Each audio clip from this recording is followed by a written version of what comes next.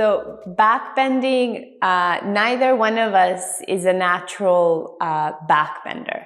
Meaning, you know, as teachers, we get people that come into the class all the time, and for their body to go into that direction seems quite fluid.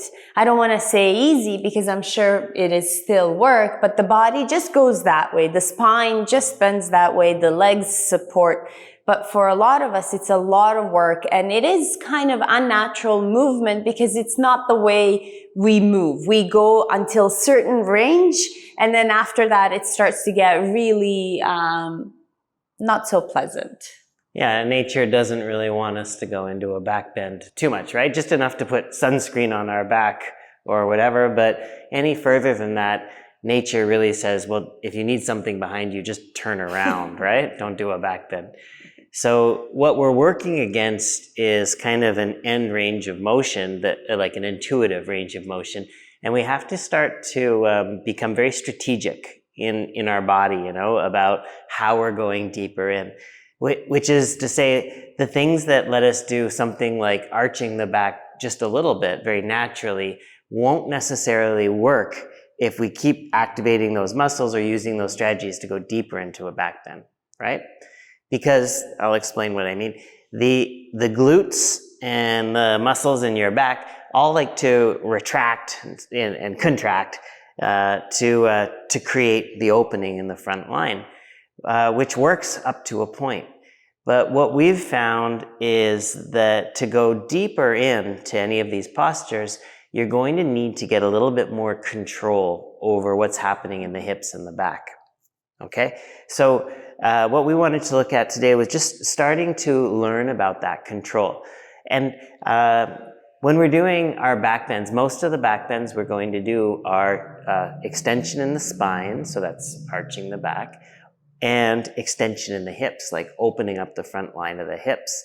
And the hip extension, the best way to extend your hips is to squeeze your glutes, you know, and press forward.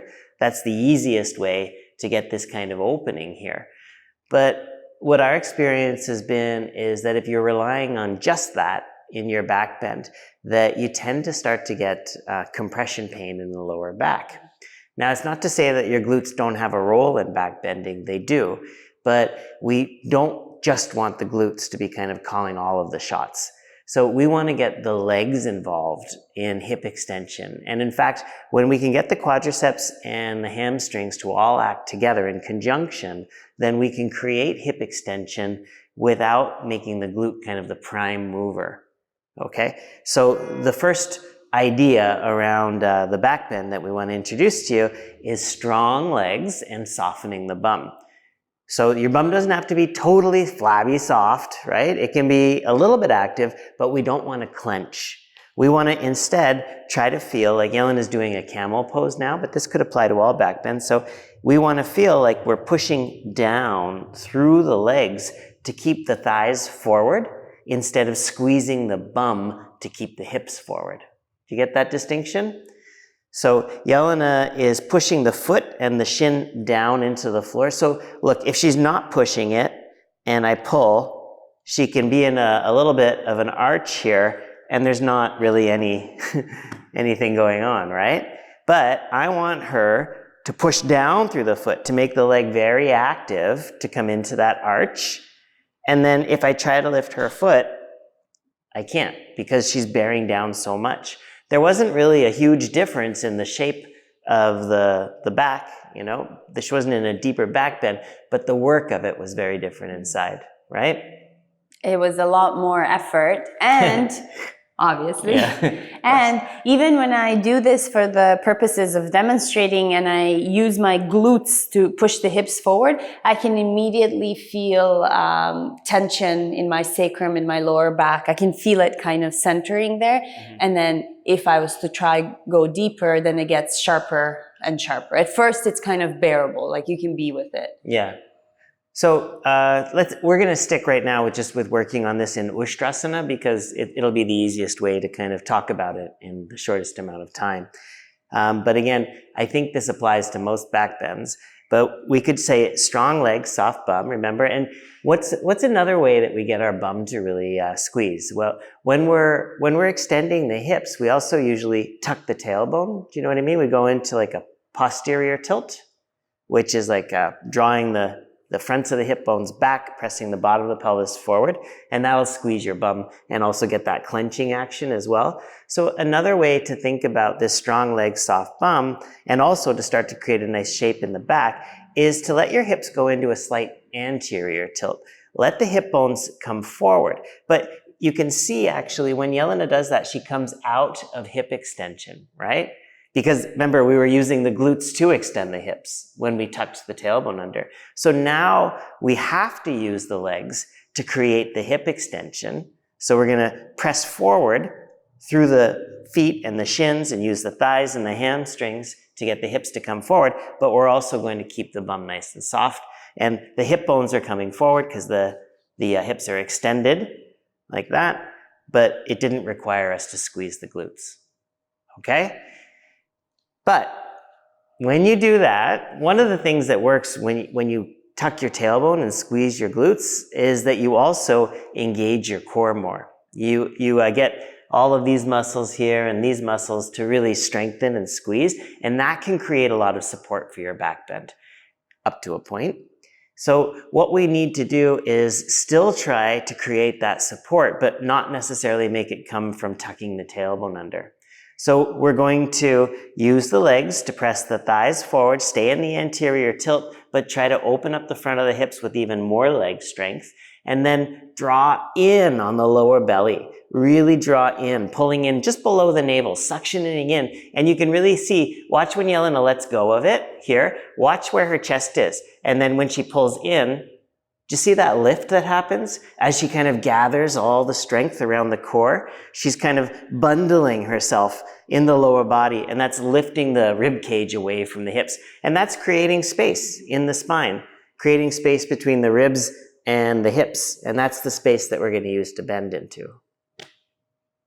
All right, so this is kind of just a very beginning primer on getting into deeper back bend, strong legs, soft bum. If you go to our website, you'll see actually we do have some in-depth courses on back bending as well, and we will do more tutorials on it.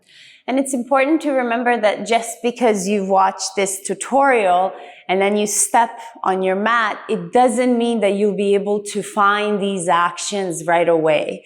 We've given you actions, we've given you a technique, but it takes a long time to cultivate that kind of awareness in your body and be able to say, you know what, turn this muscle on, but turn that one off, or maybe like just bring it down a notch.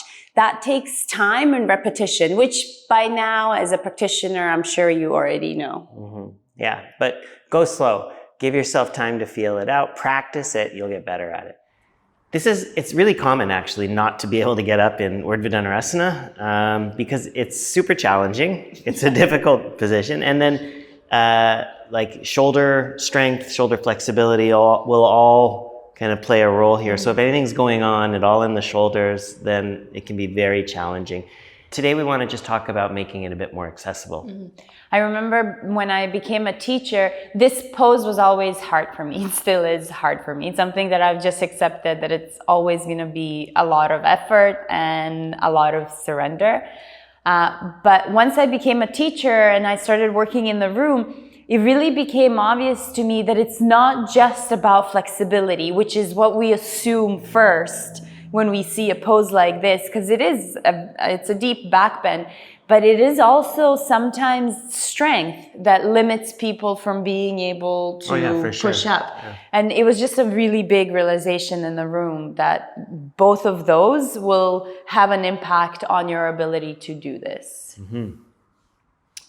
Okay, well, let's just do a baby back bend first. This isn't really part of the Ashtanga canon, you know, but if you're working on opening up the body, then on the front line of the body for back bends, sometimes it can be good to practice bridge. So a bridge would be like this. You would lie back with your heels more or less under your knees, and your feet are a little bit wider than your hips. okay? And then your arms are beside you, just lying on the floor beside. And then you're going to use your legs, pressing down through the feet, lift the hips up in the air. What you'll find here is naturally, sort of the easiest way to do this is to squeeze your bum and to tuck your tail, you know, tailbone, coccyx this way towards me. So it's fine here because it's not a very deep back bend and stuff, no problem. And this is actually too, it can be a good way to strengthen your glutes if you want to do that. But what we want to do eventually is refine this action a little bit by coming into an anterior tilt first. So an anterior tilt would be Jelena rolling towards her sits bones, and you can see under her lower back a little bit of space opens up, space for maybe like a small family of squirrels. And then she's going to hold that shape in the lower back, the arch and the anterior tilt, and then use more leg, less glute, more leg to lift up. It's tricky to do, but you'll see in a second why this is good if you're having trouble lifting all the way up. So what we're doing, is teaching the legs to be strong and kind of do the majority of the work of hip extension here. And then as Jelena pushes through the legs more, she can press the weight back so the chest will come more towards her chin, and that kind of deepens the extension through the rest of the spine. So this is a nice way to prep the body and to kind of teach yourself the work in the legs. There's variations that you can do in this pose. You can touch your heels with your hands. What we don't like to see too much is people catching their ankles like this. It's fine too, but as a way of working, it's not ideal in the knee. For some people, this will be a problem. You can see how far back the foot is behind the knee. Probably depends on how long your arms are, right? Jelena's got particularly short arms. I do.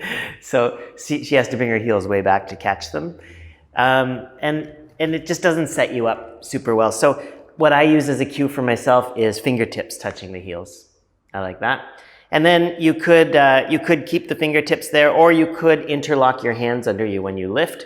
And it's a different stretch, you know. It just helps you kind of get the scapula to start to retract together, and you get a little bit more opening across the shoulders. But this isn't actually the direction that we're going into as we go deeper, right? Because here, your shoulders are in flexion, extension. They're under you and behind you. But for Urdhva Dhanurasana, we have to go the other way. We're going to bring the arms up and over so the shoulders will be in flexion. And this is usually what makes it really difficult.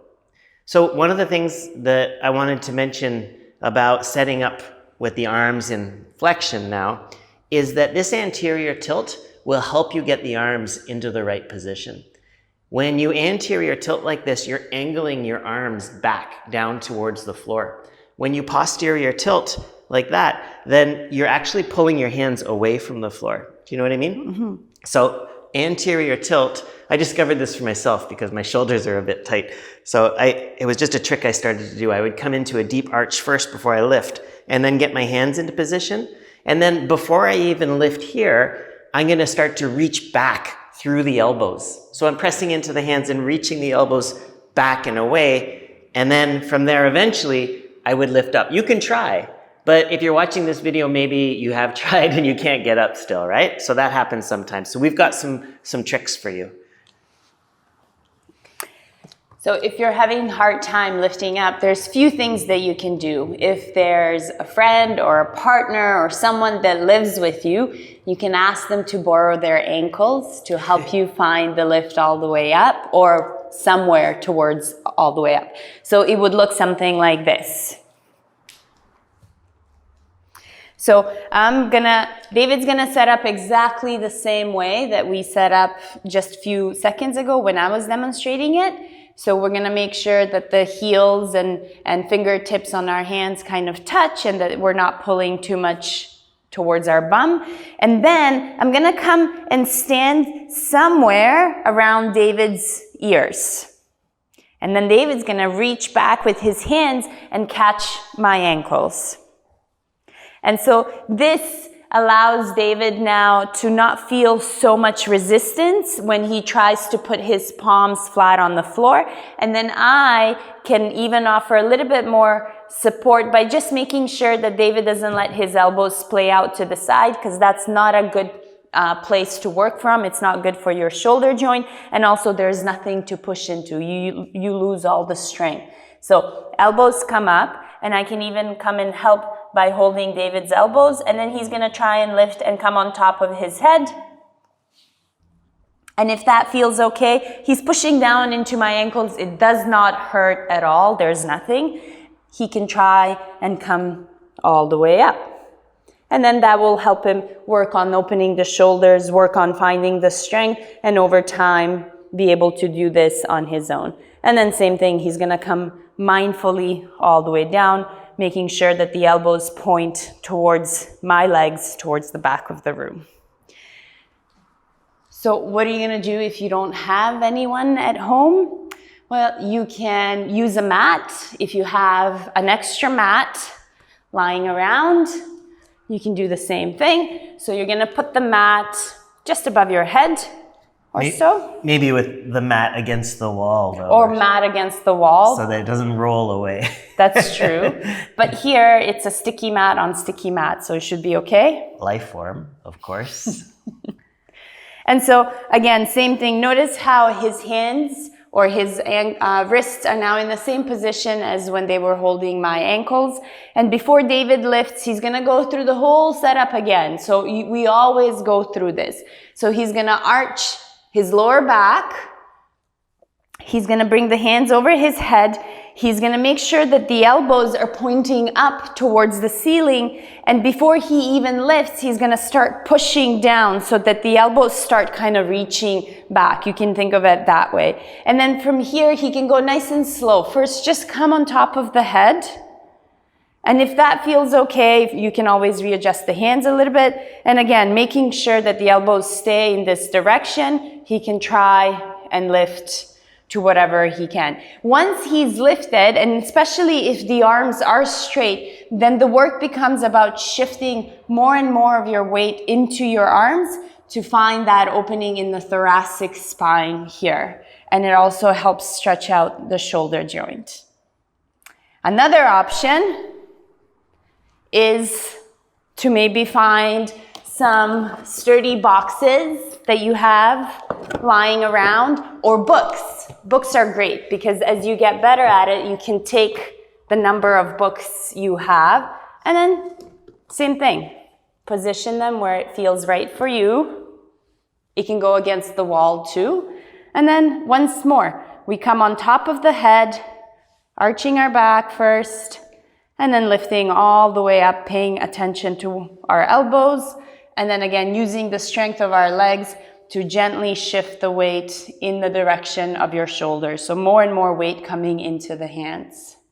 And then you breathe here for 5 breaths. And then if it feels okay, you come down on top of your head. And then in Ashtanga, we would repeat this 2 more times. So 3 times in total. Good job. Thank you. Great.